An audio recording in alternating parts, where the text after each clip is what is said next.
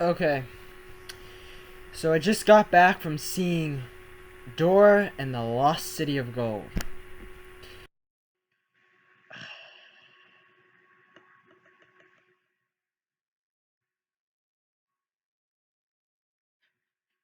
Okay, so why did I see this movie? Well, it's basically because the trailers look so horrendous and so bad that I kind of had to see it because I I didn't want to be told by someone else how the movie was. I wanted to witness it myself and to see if the trailers themselves were as bad as the movie. Well, forget what I just said. Uh, I just want to witness what happened. Okay, never mind. Okay. All I wanted to see was to see if the movie was as bad as the trailers. Okay, this is the first time I've been on YouTube, so this video is gonna be kind of cringy, hopefully. Hopefully, I try my best. So, anyway, Dora and the Lost City of Gold. I walk into this movie theater, and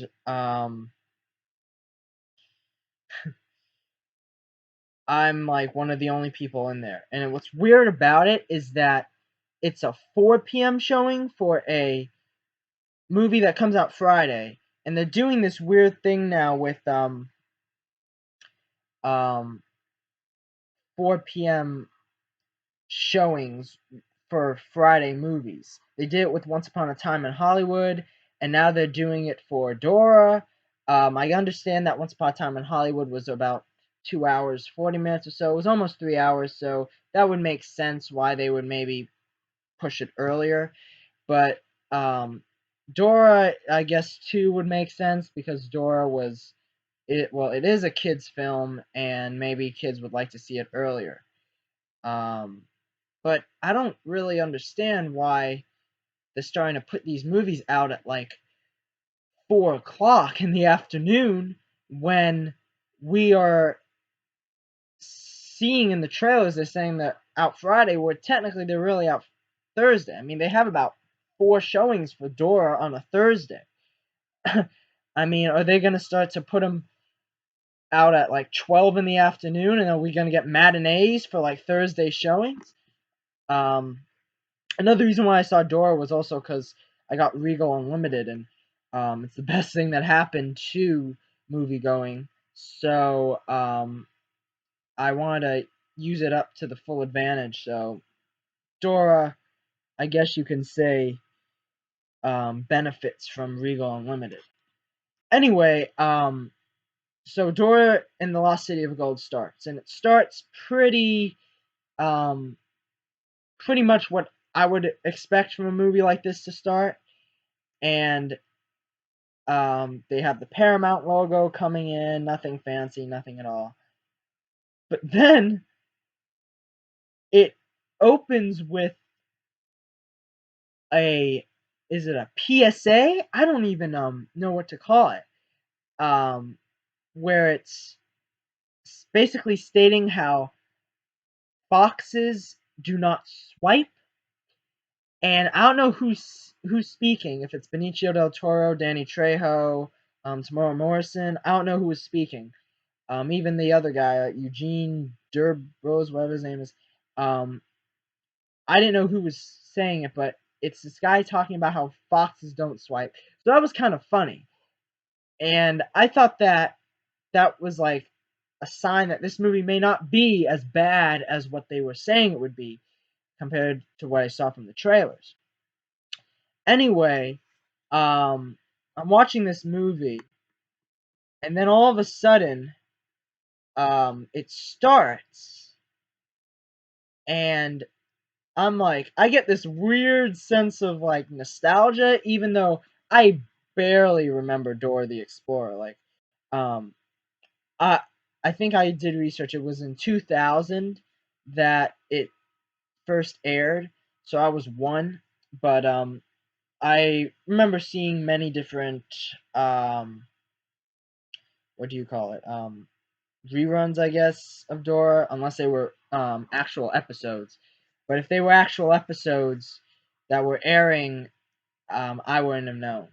But I was I was trying to watch Dora the other day. I was trying to watch one of the first episodes to see what the movie would be like, and get kind of like that sense of um, kind of nostalgia in me, even though I haven't seen Dora in a decade or so. So I thought that maybe by watching the cartoon, it would kind of make me understand some of the things they were going for. But I'm watching this, and sure enough, it's like the cartoon. It's not it's not, for instance, it's not like, oh boy, now Dora's an older Dora. It's, it's a young Dora that starts it off, just like the trailer show, when she was kind of young. And um, it's just like the original show. She's with Boot, she's with Diego, they're going after Swiper, and Swiper's swiping and everything. But what's funny about it is it's so much like the original Dora animated show that's using nostalgia not to get the audience, oh boy, it's the Dora we remembered, but it's using that Dora to contrast what the Dora we were about to see is like. Um, or at least the Dora that we're about to see her life is like now, and the people around her compared to what we saw when she was a kid. And the minute they transition to an older Dora running around, I got this funny like Scooby Doo, like the Matthew Lillard, um, Freddie Prinze Jr., Sarah Michelle Gellar Scooby Doo movies. The movies of my childhood. Those are the Scooby Doos I remember. I know a lot of people hate them, but I kind of like them.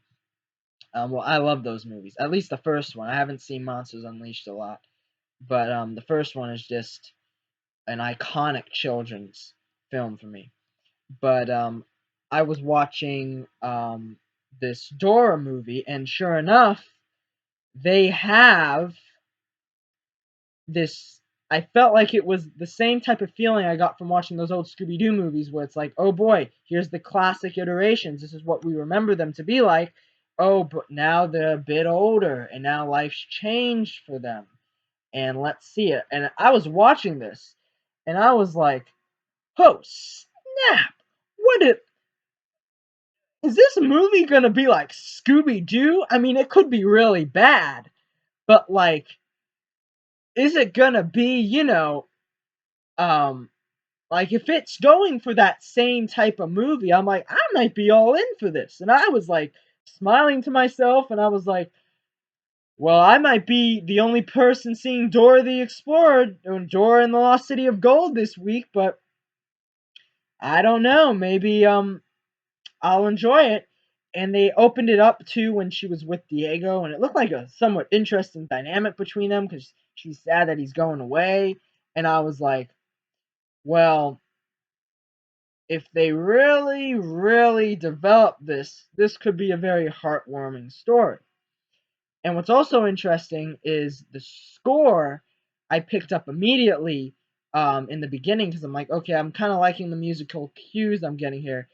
And when I stayed for the credits, I noticed it was um, composed by two composers. I don't know the name of the other one, but one of them was John Debney. And John Debney is a great composer. He did The Jungle Book. Um, he did, oh boy, I'm forgetting the other movie he did. But I think he's a pretty wonderful composer. Um, but I thought the score was pretty good, but then I had this issue. So I think it was it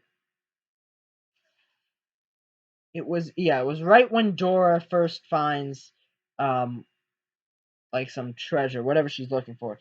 And a bunch of kids come up to the aisle I'm sitting in, and I was the only person there. Then a bunch of them are sitting around me, and they're all causing a fuss. They're all like shout, screaming and stuff. I'm like, oh boy, not a bunch of children, because yeah, it's their movie, but um, I got here a little bit after the previews, and I did not expect.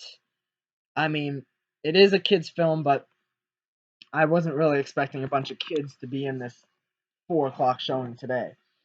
But they were, and they were kind of rowdy around me, and I was like, oh boy. Then one threw some popcorn, and I looked at that kid, and I was like, you know what? I'm gonna be kind of um, an authoritative figure today. And I looked at that kid, and I looked at him, and I was like, stop. And then the kid's face was like, and I was like, maybe maybe he'll be quiet. Maybe they'll stop doing it. And sure enough, they did. So, you ever need me to like shut people up, including children that are throwing popcorn? I'm your guy. But back to the movie. So I'm watching this movie, and Dora's going to high school, and I was like, okay, okay. Like I'm laughing to myself because it's like, yeah, Dora's going to high school. This could be what they're going for.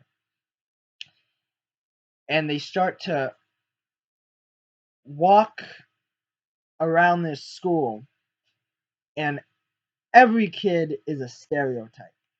And um, I I hate stereotypes. Stereotypes are what films need to steer away from.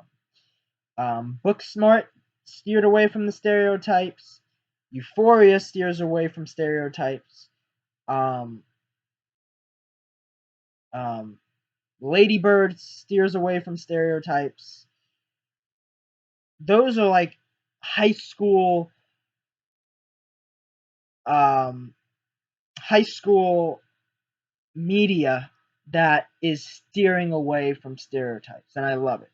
Many John Hughes films steer away from stereotypes. Breakfast Club, Pretty in Pink, 16 Candles, but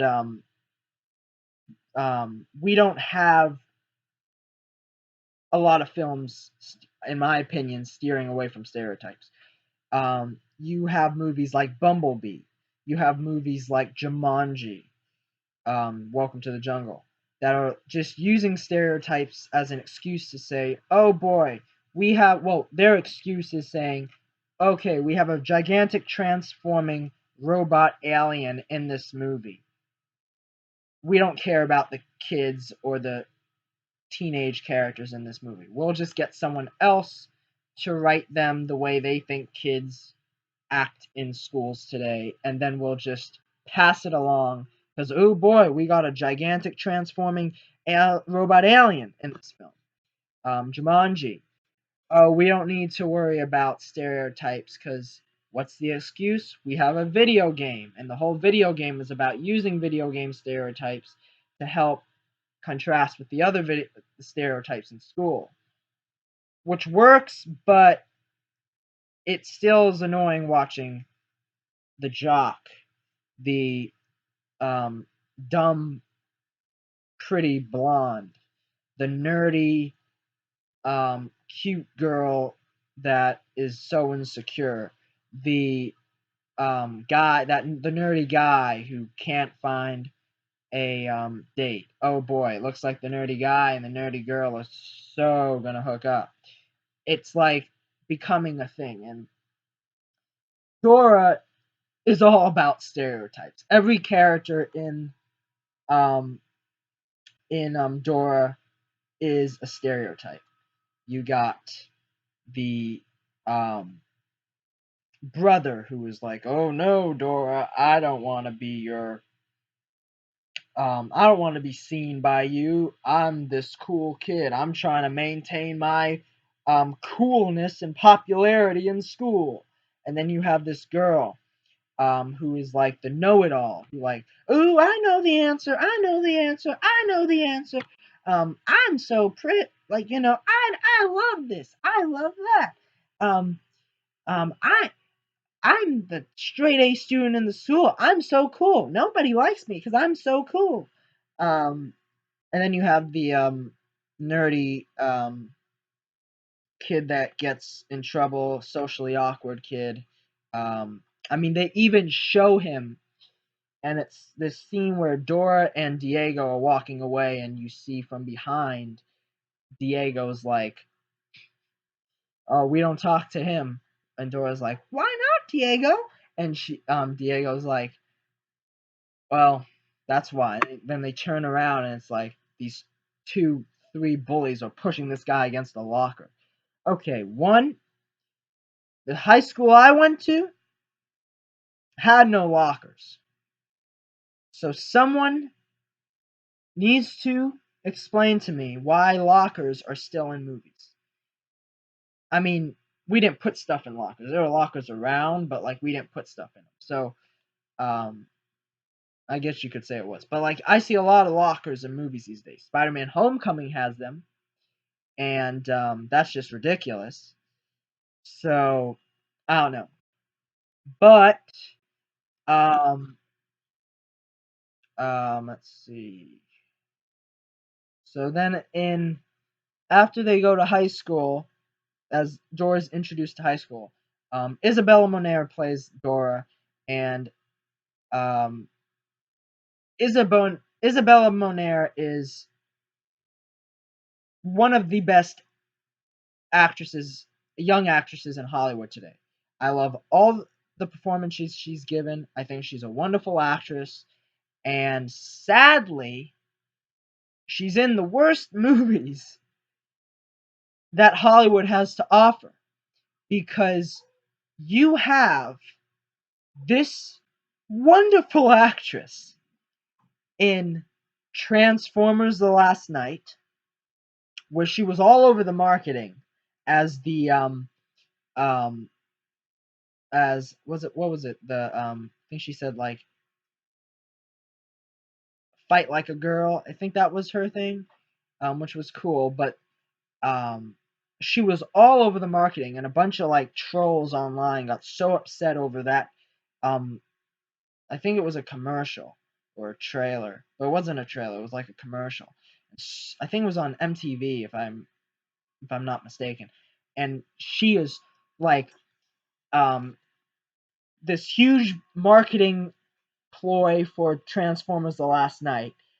It's finally they have, instead of a um, Victoria's Secret model um, girl in Transformers like Megan Fox. I mean, she wasn't Victoria's Secret. Neither was Nicola Peltz, but um, Rosie Huntington Whiteley was.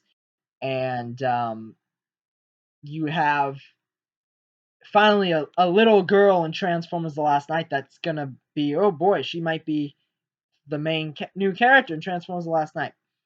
She's in that movie for like 10 minutes tops. She's in the beginning, she goes through it, and then she disappears about half an hour into the film. You don't see her till the end of the film. And it's a shame because she was the best part of that movie. That garbage film that should be burned for eternity. But she was, I think, the best part of that movie. And what happens is then the next year she's cast in Sicario, Day of the Soldado. And once again, she's all over the marketing of that film. And sure enough, she's given more screen time than Last Night. Like, she's probably given about an hour and 40 minutes or so of screen time, which is a lot. I think it was about 2 hours. But it still it still it still wasn't, I feel, enough for her, because she is really good, and I think that she could be in it more. Um, and the movie was just terrible. So then, so that was 2017, 2018, and then I remember she was an Instant Family. I told my mom to see that one because I wanted to see it, but I think I saw it the same night as Bumblebee. So it was funny because I was seeing a Transformers movie, and the girl that was in the last Transformers movie that was the best part of the last Transformers movies in another movie at the same week as that one. So I didn't see that one. Um, but the one that she's in this year is Dora. So she had Transformers 2017, summer 2018. She has Sicario, Day of the Soldado, and in August of 2019, she has Dora in the Lost City of Gold. So Isabella Moner is basically the summer girl you have in these movies, and I have no problem with that. I would put her in every movie, but once again, she's in a movie that doesn't underserve her talent, but she's in a movie that is not, let's just say, not the best picture of the year 2019. Um, but Isabelle Moner is great in this. She's like, she fully commits to this role, and that's something that I loved watching because I'm watching Michael Pena in this film, and I don't know how much he was paid for this movie, but I'm gonna guess it was a lot because my goodness, there are very few characters this cringy in a film than like Michael Pena's dad character. I don't even know his name. But there's a scene when he is like, and it's in the trailers, he's like doing like an impression he has of rave music, and I want to know who wrote this particular line of dialogue or lines of dialogue, and I want to just walk up to that person and shake their hand because that scene of that film was it that scene, I believe it was that scene, had the girl sitting next to me who's like 4 or 5 years old literally say, "This is so cringy." Oh no, it's a different scene. I'll talk about it later. But there's a that scene had me cringing, and there wasn't a single laugh in that theater. The laugh was mine because I was laughing at how horrible it was.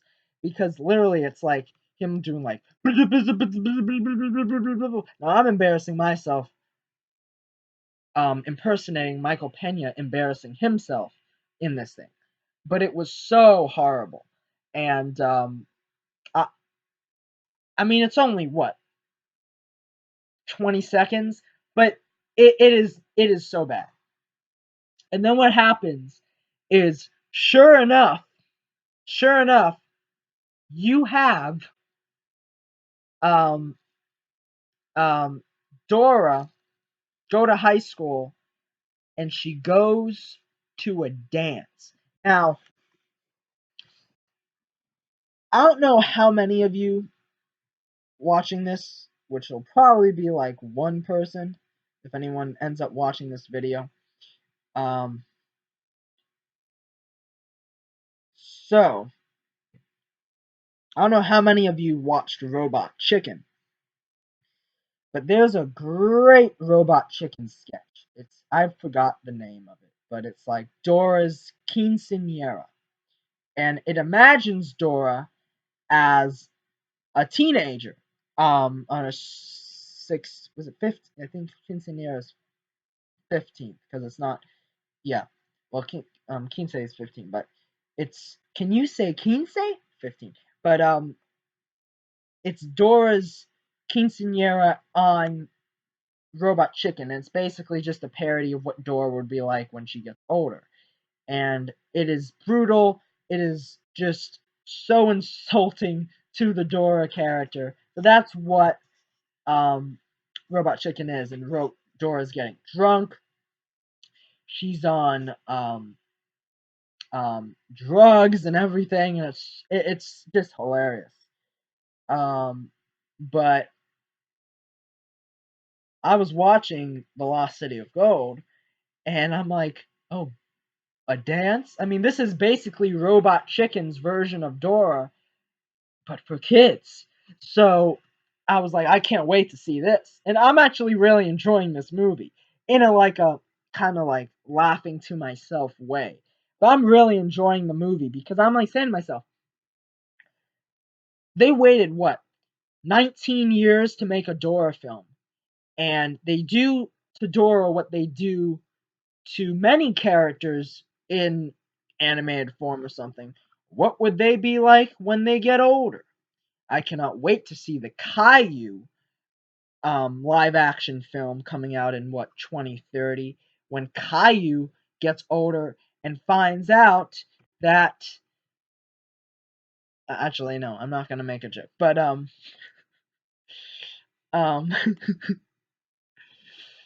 um I can't wait to see what they do with Caillou.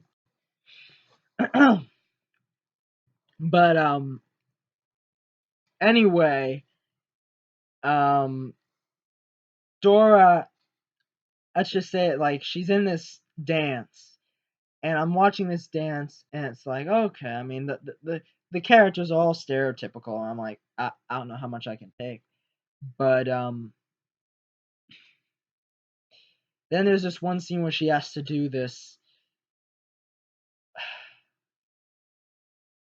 I don't even know if I can say it because it's like so cringy.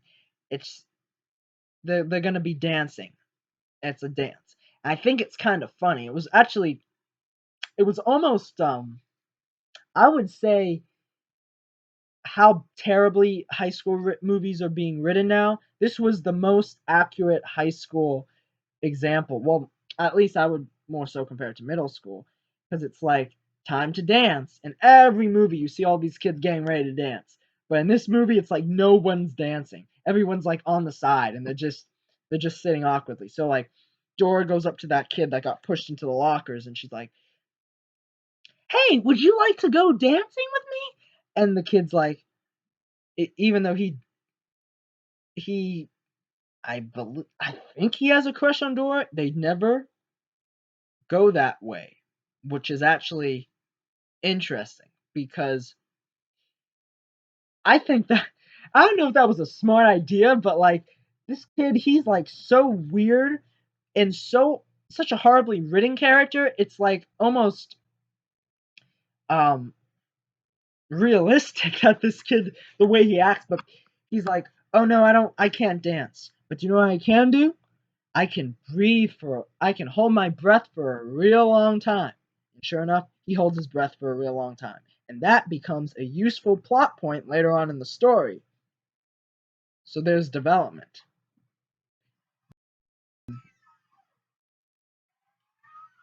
But so but